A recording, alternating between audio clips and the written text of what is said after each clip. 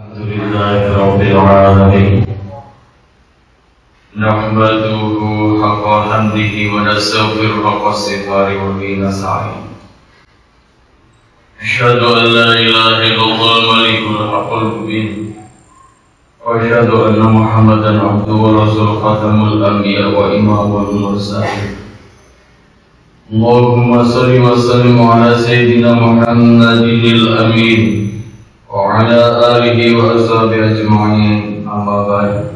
Wa ya ibadallah, usikum wa nafsi bi taqwallahi faqad fazal muttaqun. Ayyuhal hadirun rahimakumullah. Jemaah salat Jumat Masjid Baitur Rahman yang dimuliakan oleh Allah, mengawali khutbah pada siang hari ini, marilah senantiasa beristiqomah dalam iman dan ketakwaan, hingga nantinya malaikat maut menjemput kita dalam kondisi beriman, bertakwa kepada Allah, sehingga ucapan akhir yang keluar dari lisan ini kalimat tauhid la ilaha illallah wa la tamutunna illa wa antum muslimun. Amin. Ayyuhal hadirun rahimakumullah. Dalam kesempatan khutbah ini, marilah kita mengambil tetesan hikmah dari samudra hikmah peringatan Hari Santri Nasional 22 Oktober yang barusan kita peringati ini. Yang pertama, Indonesia ini tidak pernah bisa dipisahkan dari peran santri, peran kiai, peran ulama. Kita buka lembaran sejarah Indonesia ini, ada santri, ada kiai, ada ulama di dalamnya. Pangeran Diponegoro, Kiai Mojo, ada Kiai Asad Arifin Situbondo, ada Ya Khalil Bangkalan, ada di Kediri Wahid Hasim, ada Kiai Khalid Lirboyo. Di Malang kita mengenal para pejuang-pejuang kita, ada Yai Yahya, ada Yai Said Ketapang, dan masih banyak lagi para kiai-kiai. Ada Kiai Abbas Muntaj Cirebon, ada Kiai Subki, dan masih banyak lagi. Indonesia tidak pernah bisa dilupakan dari jasanya para santri, para kiai, para ulama. Yang kedua, para jamaah sekalian, kita belajar dari para pejuang-pejuang pendahulu kita yang ikhlas berjuang lillahi ta'ala. Para pejuang, Jenderal Sudirman ketika bertemu dengan Presiden Soekarno, selesai perang gerilya, kondisi sudah aman. Ditanya Presiden Soekarno, Pak Dirman mau jabatan apa? Jenderal Sudirman menjawab, saya ditakdirkan bukan untuk jadi penguasa, saya ditakdirkan untuk menjadi pejuang, menolak jabatan. Ada santri Kiai Hudi Mayor Hudi, santri dari Kiai Wahid Hasim yang ada di Turen sampai hari ini. Beliau berusia 125 lebih, masih hidup. Beliau mengatakan, para pejuang, para kiai, para ulama-ulama berjuang bukan untuk mendapatkan tanda jasa, bukan untuk dicatat namanya dalam sejarah Indonesia, bukan supaya dapat gaji, bukan untuk mendapatkan harta rampasan perang, bukan supaya bisa makan enak, bukan supaya bisa tidur nyenyak. Tapi para ulama, para kiai, para santri berjuang untuk supaya anak cucunya menyembah Allah dengan tenangnya. Banyak para hadirin sekalian, di Puri ada makam Kiai Haji Malik, seorang pejuang, dan rekannya yang tidak mau beliau dimakamkan di Taman Makam Pahlawan Karena ini perjuangan lillahi ta'ala. Banyak para pejuang-pejuang kita yang menolak gaji karena ini pengabdian kepada Allah.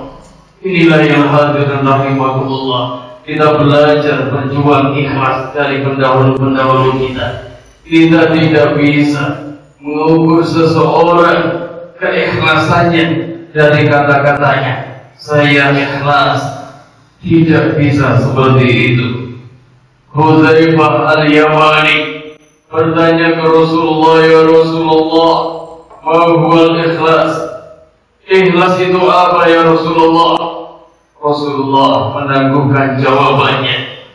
Beliau bertanya ke Jibril, ya Jibril, ma huwal ikhlas? Ikhlas itu apa? Jibril masih bertanya ke Allah, ya Allah, ma huwal ikhlas? Ikhlas itu apa ya Allah? Allah beri jawaban. Ikhlas itu rahasia dari rahasiaku yang kutitipkan di hati hamba yang kucintai. Ikhlas sirri nasrulillah, rahasianya Allah hanya antara dirinya dengan Allah. Itulah ikhlas. Guru bangsa kita ini, guru kita ini, beliau memberi gambaran orang yang ikhlas itu seperti seorang petani yang miskin, tidak terkenal, menyelamatkan seorang raja yang adikuasa, raja yang dikdaya, raja yang kaya. Ketika menyeberang jembatan ada banjir, terpisahlah raja yang sangat kaya, raja yang berkuasa, raja yang dikdaya ini hanyut oleh banjir, terpisah dari pasukannya. Ditolong petani yang miskin, tidak terkenal. Selesai diselamatkan, sang raja bertanya, engkau mau jabatan apa? Pasti aku kasih. Engkau mau harta seberapa banyak? Saya mempunyainya. Tinggal bilang kau mau apa. Ini gambaran orang yang ikhlas. Petani itu mengatakan, saya meminta Tuan Raja jangan menceritakan ke siapapun kalau saya yang menolong Raja. Inilah ikhlas saya hadirin rahimakumullah. Wa umiru illa liya'budullah mukhlishina lahuddin. Allah perintahkan kita untuk menjadi orang yang ikhlas. Ayyuhal hadirin rahimakumullah. Imam Abdul Rahman Sa'adi mengatakan orang yang paling bahagia dalam hidup ini orang yang ikhlas. Itu orang yang paling berbahagia, orang yang sukses hidupnya.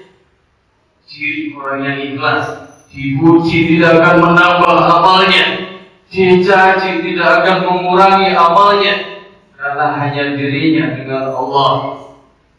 Abdul Rahman Sa'adi mengatakan orang yang ikhlas itu lagi berderma, dia lagi berdagang dengan Allah. Orang yang berdagang dengan Allah pasti untung. Maka lillahi baqiya wastamar. Orang yang ikhlas itu pasti abadi dan terus berlanjut. Mengarang kitab Al-Lumah, beliau selesai mengarang kitab, menghadap gurunya, meminta pendapat kitabnya ini, apa yang harus diperbaiki, apa yang harus ditambahkan, apa yang harus dilakukan. Gurunya mengambil kitab ini, dilemparkan ke rumah, dilemparkan ke api. Inilah keajaiban orang yang ikhlas para jamaah sekalian. Kitab Lumah tidak membakar, tidak terbakar api. Inilah keajaiban orang yang ikhlas. Sohibul Subad selesai mengarang kitab, beliau pergi ke tengah laut, dimasukkan ke dalam air. Beliau mengatakan, kalau saya menulis kitab ini, Sohibul Subad, kalau saya menulis kitab ini karena Allah, ikhlas karena Allah, padahal lillahi baqiya wastamar, pasti ini kan abadi dan akan menyebar. Kitab itu setelah dimasukkan ke dalam air berhari-hari, berbulan-bulan, akhirnya kita coba ditemukan nelayan di dekat situ, dibawa ke raja, diaturkan raja, dibuka ini kitab yang luar biasa, digandakan kitab itu dan tersebar sampai sekarang ada. Inilah orang yang ikhlas. Ayyuhal hadirun rahimakumullah. Mari kita belajar dari pendahulu-pendahulu kita. Ikhlas hanya kata Allah. Ciri orang yang ikhlas, tidak akan menambah amalnya ketika dipuji, tidak akan berkurang mengurangi amalnya ketika dicela, karena hanya dirinya dengan Allah. Khalid bin Walid, dia menjadi pimpinan tertinggi di Islam. Selesai jadi jenderal, diturunkan pangkatnya sama Umar bin Khattab jadi penunggu kuda. Tidak sakit hati, dia mengatakan saya berjuang bukan untuk Umar, tapi saya berjuang karena lillahi ta'ala, karena Allah subhanahu wa ta'ala. Karena itu renungan untuk kita, satu renungan untuk kita semuanya. Ridhonasi goyatun tak tutrak. Kalau kita mencari ridho manusia, itu sesuatu yang mustahil dalam hidup ini. Bagi kita barangkali baik, bagi orang lain belum tentu baik. Inilah yang hadirin Allah. Kesimpulan khutbah pada siang hari ini, kita mengambil hikmah dari hari santri. Yang pertama, Indonesia tidak pernah bisa dilupakan dari perannya para santri, para kiai, para alim ulama. Yang kedua, kita belajar keikhlasan dari pendahulu-pendahulu kita. Allahumma jalla malina khalisan wajhikan karim. Ya Allah, jadikanlah amal-amal kami ini hanya meminta ridho-Mu. Amin ya rabbal alamin. Allahumma inna nas'aluka masalaka min nabiyika Muhammadin sallallahu alaihi wasallam wa na'udzubika mas'alaka min nabiyika Muhammadin sallallahu alaihi wasallam. Amin. Bismillahirrahmanirrahim. Wal 'asri innal insana lafi khusrin illa الذين آمنوا وعملوا الصالحات وتواصوا بالحق وتواصوا بالصبر. بارك الله لي ولكم في القرآن العظيم ونفعنا وإياكم به الآيات والذكر الحكيم وتقبل الله منا منكم تلاوة والسميع العليم. وأقول قولي هذا واستغفر الله من الغفور الرحيم. اللهم صل وسلم على سيدنا محمد وعلى آل سيدنا محمد.